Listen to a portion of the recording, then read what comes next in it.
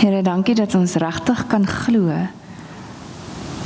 dat U ons kom nuut maak het. Dat U gesterf het vir ons sondes. Dankie, Here. Dankie dat ons kan weet, ons kan vir ewig saam met U wees.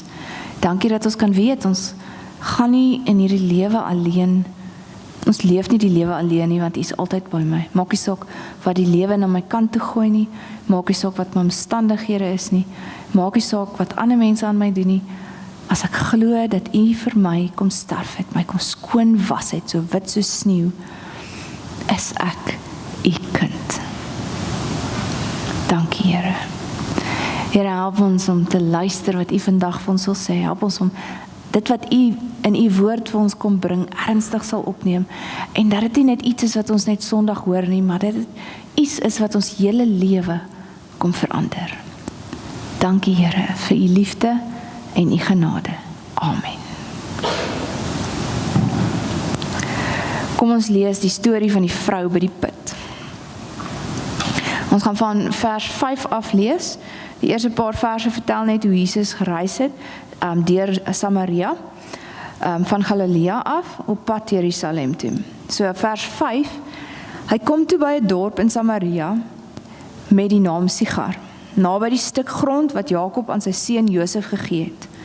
Die fontein van Jakob was daar, en Jesus het toe, omdat hy moeg was van die reis, sommer daar by die fontein gaan sit. Dit was omtrent 12:00 die middag. Daar kom toe 'n Samaritaanse vrou water haal, en Jesus vra haar, gee my 'n bietjie water om te drink. Sy disippels was intussen weg dorp toe om te gaan kos koop. Die Samaritaanse vrou sê toe vir hom, hoe vra jy wat 'n Jood is vir my, 'n Samaritaanse vrou water om te drink? Die Jode en die Samaritaanse gaan immers nie met mekaar om nie. Jesus het daar geantwoord, as jy geweet het wat God gee, wie dit is wat vir jou sê, gee my 'n bietjie water om te drink, sou jy hom gevra het, en hy sou vir jou die lewende water gegee het. Die vrou sê toe vir hom, meneer, jy het nie eers 'n skepting nie, en die put is diep, waar gaan jy die lewende water vandaan kry? Jy is tog nie tot meer in staat as ons voorvader Jakob, wat hierdie put vir ons gegee het, en self saam met sy seun en sy diere daaruit gedrink het nie? Maar Jesus antwoord daar, elkeen wat van hierdie water drink, sal weer dors kry. Maar wie van die water gedrink het, wat ek hom sal gee, sal in alle ewigheid nooit dors kry nie. Nee, die water wat ek hom sal gee, sal in hom 'n fontein wees met water wat opborrel en vir hom die ewige lewe gee. Die vrou het vir hom gesê, meneer, gee vir my van daardie water, sodat ek nie weer dors sal kry nie, en nie hier hoef te kom water haal nie. Hy sê toe vir haar, gaan roep jou man en kom terug hierheen. Die vrou het hom geantwoord, ek het nie 'n man nie. En Jesus sê vir haar, dis reg wat jy nou gesê het, ek het nie 'n man nie. Jy het reeds 5 gehad, en die een wat jy nou het, is nie jou man nie, jy het die waarheid gepraat. Die vrou het vir hom gesê, meneer, ek sien dat u 'n profeet is. Ons voorouers het God op hierdie berg aanbid, en tog sê julle die plek waar 'n mens God moet aanbid is in Jerusalem. Jesus sê te vir haar, glo my mevrou, daar kom 'n tyd wanneer julle die Vader nie op hierdie berg en ook nie in Jerusalem sal aanbid nie. Julle aanbid sonder om te weet wat julle aanbid, en ons weet wat ons aanbid, want die verlossing kom uit die Jode. Maar daar kom 'n tyd, en dit is nou, wanneer die ware aanbidders die Vader deur die Gees en in die waarheid sal aanbid, want die Vader wil juis hê dat die mense wat hom aanbid, dit so moet doen. God is Gees, en die wat hom aanbid, moet hom deur die Gees en in die waarheid aanbid. Die vrou het vir hom gesê, ek weet dat die Messias kom, hy wat ook die Christus genoem word. Wanneer hy kom, sal hy alles aan ons bekend maak. Toe sê Jesus vir haar, dit is ek wat met jou praat. Net toe kom die disippels terug, en hulle was verbaas dat hy met 'n vrou praat. Tog het niemand vir haar gevra, wat wil jy hê, of vir hom, waarom praat jy met haar nie? Die vrou het toe haar waterkruik net daar laat staan en na die dorp toe gegaan en vir die mense gesê, kom kyk, hier is 'n man wat my alles vertel het wat ek gedoen het. Is hy nie miskien die Christus nie? Die mense het toe uit die dorp na Jesus toe begin kom. Intussen het sy disippels vir hom aangedring, Rabbi, eet tog 'n stukkie. Maar hy sê vir hulle, ek het voedsel om te eet waarvan julle nie weet nie. Die disippels sê toe vir mekaar, sou iemand dalk vir hom iets te ete gebring het? Maar Jesus sê vir hulle, my voedsel is om die wil te doen van hom wat my gestuur het en om sy werk te voltooi. Sê julle nie, nog 4 maande, dan sal die oes daar nie? Maar ek sê vir julle, kyk daar, kyk na die lande, hulle is ryp vir die oes. Nou al ontvang die man wat oes sy loon en samel hy die oes in vir die ewige lewe.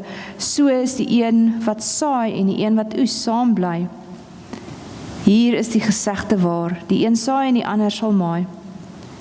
Ek het julle gestuur om 'n oes in te samel waarvan julle nie gearbei het nie. Ander het gearbei en julle pluk die vrug van hulle arbeid. Baie van die Samaritane in daardie dorp het tot geloof in Jesus gekom op grond van die woorde van die vrou wat getuig het. Hy het my alles vertel wat ek gedoen het. Toe die Samaritane by hom kom, het hulle by hom daarop aangedring om by hulle te bly. Hy het 2 dae daar gebly. Nog baie meer van hulle het tot geloof gekom in hom op grond van wat hy gesê het. En hulle het vir die vrou gesê, ons glo nie meer op grond van wat jy vertel het nie, want ons het self na hom geluister. En ons weet dat hy waarlik die verlosser van die wêreld is. Ons lees dit daar. So die verhaal van die Samaritaanse vrou, wat 'n vreemde man by hulle put sien sit. Sy weet dadelik as 'n Jood, en sy hou sommer dadelik nie van hom nie. Hoe vra jy dan wat 'n Jood is vir my om 'n Samaritaanse vrou om water te drink? Dis mos nie gehoord nie. Hulle het regtig nie van mekaar gehou nie. Maar as 'n mens dink, daar's baie verhale as mens die Ou Testament lees van waar mense mekaar by 'n waterput ontmoet. Abraham se slaaf ontmoet sy toekomstige skoondogter daar. Abraham se kleinseun Jakob ontmoet vir Rachel sy vrou daar. En selfs Moses ontmoet sy vrou by die waterput. So in hulle kultuur eintlik 'n baie bekende verhaal wat so half die basisverhaal geraak het van 'n romantiese verhaal, né? Vreemde man kom van ver af, hy ontmoet 'n vrou by die water wat gaan water haal. And the rest is history, né? Miskien is dit hoekom die disippels so verbaas is dat hy met 'n vrou praat, né? En dat hy daar staan en praat met haar. En hulle sê, Here, waarmee is hy nou besig, né? Maar Jesus se aanbieding is nie 'n huweliksaanbod nie, maar wel een van nuwe lewe. As 'n mens mooi daarin dink, beskou God hom tog as die kerk se bruidegom, né? Ons as die kerk is God se bruid. Jesus se aanbod aan almal wat glo dat hy vir hulle sondes betaal het. En wanneer hy betaal het vir ons sondes, word ons deel van God. Ons word verborge, ons kry 'n plekkie waar ons hoort, veilig by hom tot in alle ewigheid. En maak nie saak wat met ons gebeur nie, maak nie saak wat ons omstandighede is nie, maak nie saak wat ander mense aan jou doen nie, jy's veilig by hom. God se eiendom, ons is God se. Ek weet nie of julle besef nie, maar dit gee my hoendervleis, want God sê ons is syne. Die God van die heelal sê ons is syne.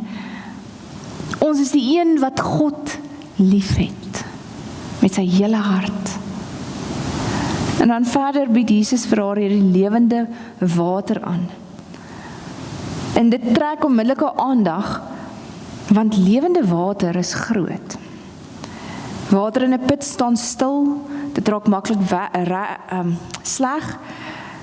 Dit kry parasiete en allerlei bakterieë en dit kan 'n mens nogal siek maak as die water lank gestaan het, né? Maar lewende water wat vloei, soos 'n rivier, is vars, dis lewend. As mens gaan stap in 'n berg en daar's vloeiende water, dan weet jy altyd, jy kan dit drink, dis vars.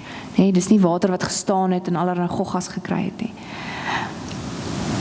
Lewende water vloei, riviere, wat vars uitborrel uit die aarde uit.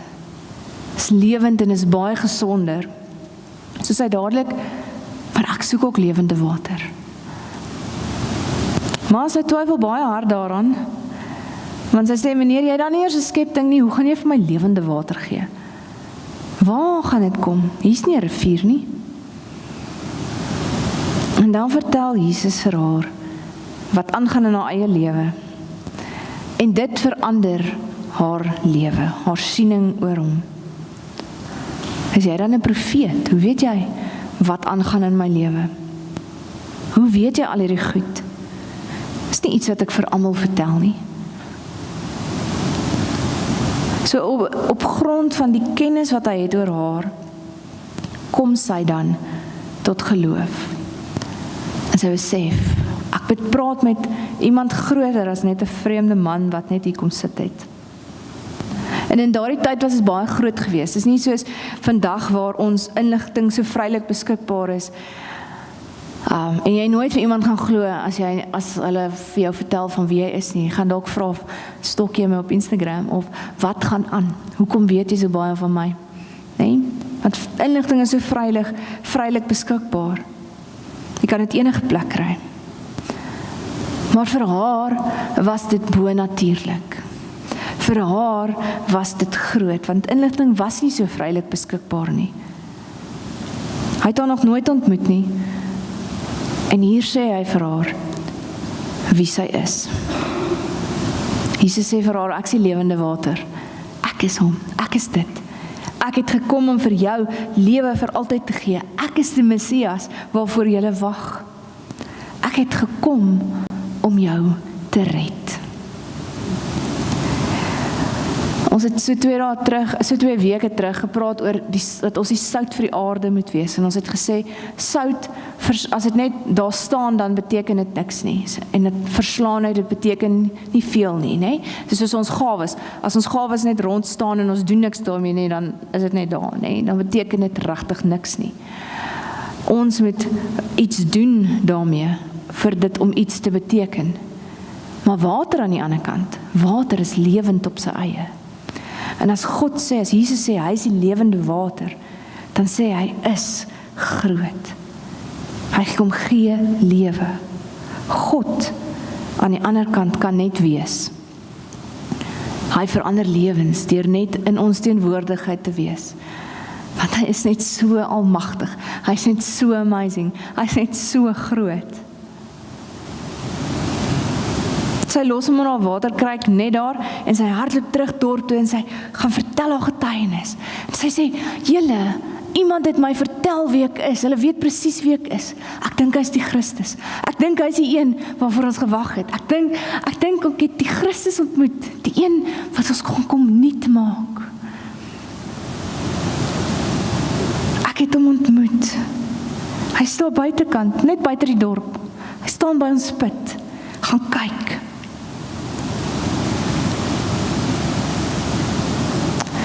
Die amazing ding is, van wanneer ons God ontmoet, gebruik hy ons getuienis om mense se lewens te verander. En haar getuienis het 'n klomp mense se lewens verander, want hulle was dus ook, maar dan moet ons gaan kyk, want ek wil ook 'n nuwe lewe hê. Ek wil ook wees soos sy, so opgewonde. Kom ons gaan kyk. En hulle ontmoet vir Jesus daar, hy wag vir hulle. En 'n klomp mense kom tot bekering. So wat beteken hierdie hele stuk dan nou vir ons? Wat maak ek hiermee? Wat beteken dit vir my as mense tot bekering kom? Ek dink as God na ons toe kom en ons ontmoet ons, in die eerste plek werk hy met ons. Hy werk met ons. Jy is nie net 'n objek wat iets moet doen nie. God sien ons raak. Hy sien ons raak. Hy kom en hy sê, ek weet wat in jou lewe aangaan. Ek weet wat jou seer en pyn is. Ek weet waardeur jy gaan. Ek ken jou bekommernis. Ek weet dit is nie altyd so maklik nie. Ek verstaan. Die lewe gebeur. Die lewe het baie krisisse en seer, en baie keer is dit jou skuld. Baie keer is dit jou eie skuld, jou eie keuses. Wat jy doen, maak en jy maak droog, jy maak seer. Baie keer is dit ander mense se keuses wat jou seer maak, en jy word geaffekteer deur 'n slegte wêreld. En Jesus kom en God kom en hy kom sê, ek vlak dit oop. Kom maak dit oop en hy kom sê, ek weet.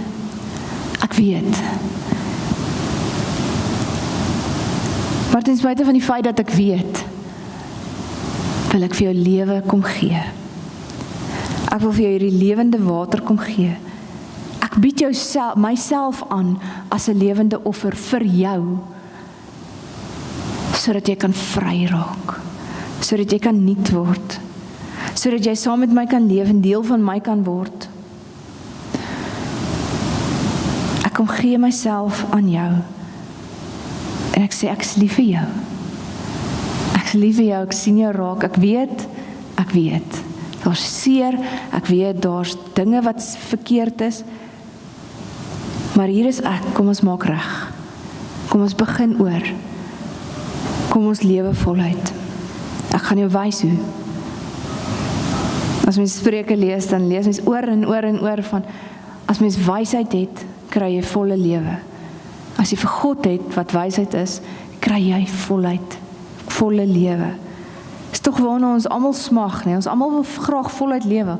Ons almal wil graag saam met God lewe, nuut word.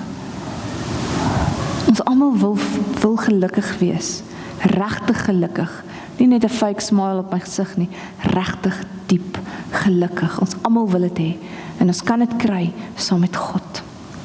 God, Jesus wat ook kom sê, maar ek wil jou verkoop, ek wil jou nuut maak, ek wil jou dors na vrede, jou dors na voluit lewe kom les, en sê, maar hier is dit nou, vir ewig, nie net terwyl jy lewe op aarde nie, vir ewig en vir altyd, kan ons saam met God wees. En dan, as ons lewe verander is, en ons leef dit na buite, ons getuig van wat God in my lewe kom doen het, soos hierdie vrou gesê het, hy het my vertel, hy ken my, hy is lief vir my, en hy sê, hy weet wat ek gedoen het, hy weet waartoe ek is, en hy sê, ek wil vir jou lewende water kom gee, ek wil myself vir jou kom gee. Dan ander mense, gee ons die geleentheid vir ander mense, om ook by God op te daag, en te sê, Here, ek is hier, Here, ek wil ook voluit lewe. Ons lewe verander. Miskien kan ek ook vrede hê, miskien kan ek ook voluit lewe, miskien kan ek ook anders wees. Here Jesus, hier is ek. En Jesus beloof, hy sal niemand wegwys nie. Hy staan en wag, hy het gesterf vir ons almal. Hy ontvang almal wat vra en soek met oop arms. Ek het vir jou gewag. Ek ken jou. En ek is so verskriklik lief vir jou. Ten spyte van wat gebeur het. Ek is lief vir jou. En ons almal se paai lyk anders, hè? Ons almal se paadjies op pad na God lyk anders. As mens nou net die twee verhale van verlede week en hierdie week lees, Nikodemus was nuuskierig, maar was baie versigtig. Dit het hom lank gevat om op die ou ende regtig totaal en al oor te gee aan God. En te sê, Here, hier is ek nou heeltemal. Dit het hom 'n ruk gevat. Die vrou se lewe is totaal en al 100% dadelik verander. Sy is ook nuuskierig, maar haar pad het anders gelyk.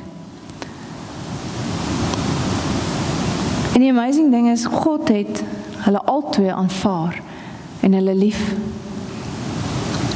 So, my paadjie saam met God en jou paadjie saam met God lyk anders. Maar die punt is, ons almal kan by God uitkom. Ons almal, God staan en hy maak sy arms oop vir ons almal. Hy het vir almal gesterf. Ons almal almal kan kies om hom te glo. Te sê maar, hy is werklik die een vir wie ons gewag het ons hele lewe lank. Hy is ons Christus, hy is ons verlosser, hy is die God van die heelal, hy is groter en sterker as enige van ons probleme. Hy is in beheer, ek is syne, ek kan syne wees. Ek wil hê ons met 'n oomblik van stilte, ons doen baie stilte hier kwartaal. Ek weet nie of jy waardeer of jy gechallenged word nie, maar kom ons word stil voor die Here. En sê vir hom, Here, ek wil ook. Here, hier is ek ook. En as jy dit al klaar in jou lewe gedoen het, wees net by hom. En raak net weer bewus van, dat hy regtig deel is van jou lewe. Hy's regtig deel van jou lewe. Dis nie net 'n mite nie, dis nie net iets wat ek myself vertel nie. As jy glo, is hy deel van jou lewe. Herinner jouself, sê Here, hier is ek. Hier is ek. Kom ons word stil.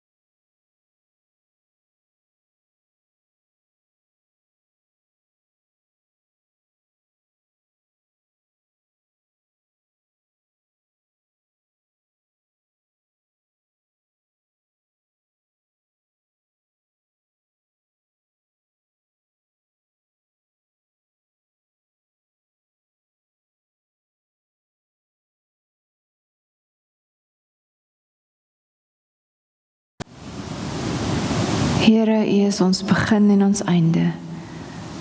Die een wat is, wat was en wat altyd sal wees. U is groter, magtiger, meer wonderlik as wat ons ooit kan dink of droom, Here. Here, dankie dat U vandag en tot aan alle ewigheid vir ons sê, ek is hier. Ek wag vir jou. Ek het jou lief. Ek het jou gemaak. En ek wil hê jy moet deel wees van my. Ek wil jou help om voluit te lewe. Ek wil jou vrede gee. Ek wil jou geluk gee. Ek wil jou alles gee wat jy nodig het. Here, party van ons sit hier en seer is diep. Die vrae is baie. Die skuld is baie. Skaam is baie. Maar dankie dat ons kan weet. U is lief vir my. Ten spyte van. En ten spyte van alles. Wil U nog steeds vir my nuwe lewe gee. Here, mag ons dit nooit vergeet nie. Mag ons met ons hele lewe daaraan vashou en mag dit ons lewe verander. Dankie, Here, vir U liefde, U genade en U grootheid. Amen.